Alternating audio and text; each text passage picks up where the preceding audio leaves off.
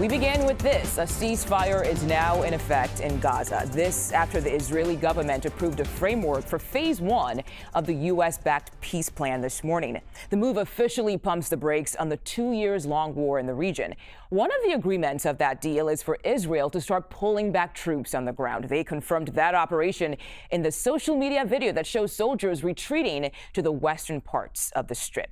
There's also this. The 72-hour clock to bring back Israeli hostages still in captivity is currently ticking. Israeli officials say that we can expect to see that released by noon local time on Monday. And out of 48 hostages, only 20 are still believed to be alive.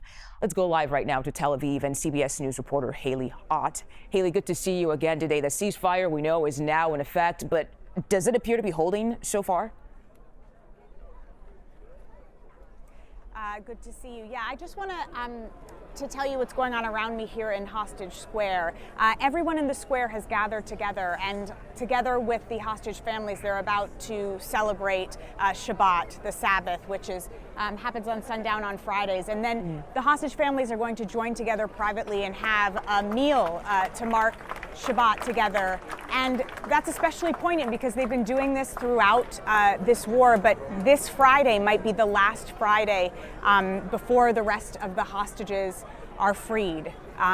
So that's going on right now. And the ceasefire, yes, is in effect. It came into effect at noon local time here. We heard from our colleagues in Gaza this morning that before that noon local time moment where it came into effect, there still were attacks ongoing and at least 8 people were killed in Gaza. But now people appear to be able to move back towards Gaza City, use certain routes. They've been warned to avoid certain areas and not approach Israeli troops because it could be dangerous. But a visibly emotional IDF spokesperson just a little while ago made a statement saying that Israeli troops had withdrawn to that agreed upon line that we've been hearing about within Gaza, which was stipulated in the White House plan. So things appear to be on track. And yeah, the ceasefire appears to be holding. Yeah, and I'm sure many are hoping that it will stay that way. But Haley, what happens now? When will hostages be released? And when will aid start flowing into Gaza? Yeah, so you mentioned that 72-hour timeline. Hamas now has 72 hours to release the hostages since Israel has withdrawn to that line. We could see the hostages released at any point. And we don't know exactly how that release is going to happen. There have been some previous hostage releases that had sort of a choreography that we came to expect, but everything is different now. So we don't know when the hostages may be released within this 72-hour period, whether we'll see them being released, when we'll hear about it. We know the Red Cross, which has facilitated previous hostage releases, says it's begun its preparations. So yeah, we wait. And as for aid, we expect the flow of humanitarian aid into Gaza to increase imminently. Italy's Ministry of Defense said 600 trucks of aid a day will enter Gaza through Egypt. The Europeans will be helping to manage that crossing, so that's why Italy is commenting on that. Okay. Separately here, meetings are beginning already today to discuss the day after in Gaza. There's still a lot of provisions in that plan that need to be worked out, but for now, everyone here in Israel and in Gaza is relieved that this proposal seems to be working. Yeah, very busy behind you there. Haley Ott, thank you so much for your time. And let's turn now to Washington and CBS News political reporter Zach Hudak. Zach, thanks for your time as well.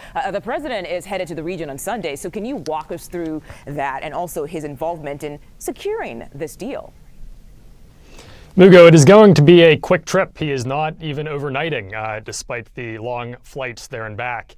He will leave Sunday and arrive early Monday morning in Israel, where there'll be a ceremony for his arrival at the airport, and then he will head and give a speech to the Israeli legislature.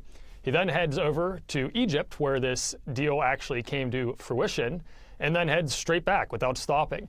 And I do want to run through exactly how this deal came together, because it was an interesting course of events. There was that early September strike that Israel took on Doha, and that was concerning for the United States because Qatar is a close ally of ours. We have 10,000 U.S. troops stationed there at any given time. So that became concerning for the U.S., and the result was that President Trump started exerting more pressure on Israeli Prime Minister Netanyahu. As that was happening, the other countries in the region saw that pressure being exerted and became more comfortable themselves putting some pressure on Hamas to make a deal.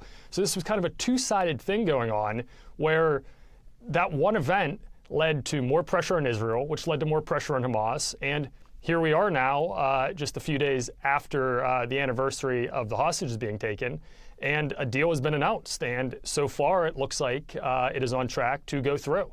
Yeah, and Zach, you talked about that pressure on Israel. Just how heavy-handed was President Trump with Israeli Prime Minister Benjamin Netanyahu? Muga, what was particularly interesting about this is that President Trump, in most public polling in Israel, is actually more popular than Bibi Netanyahu is. So if you're Netanyahu, you don't want your constituents to see you say no to President Trump. Yeah. So what we saw was sort of a reframing of this from the administration, where if Netanyahu refused to make a deal, he was, in effect, publicly denying President Trump's request, something that the public in Israel would not have approved of. So I think really the best way to look at it is it's a political pressure campaign, and Donald Trump understands that as well as anyone else. And basically, he exerted political pressure on the Prime Minister of Israel, utilizing his great support that he has among the Israelis. So it was really a fascinating dynamic that played out. Yeah, definitely. Zach Hudak, thank you so much for your reporting today.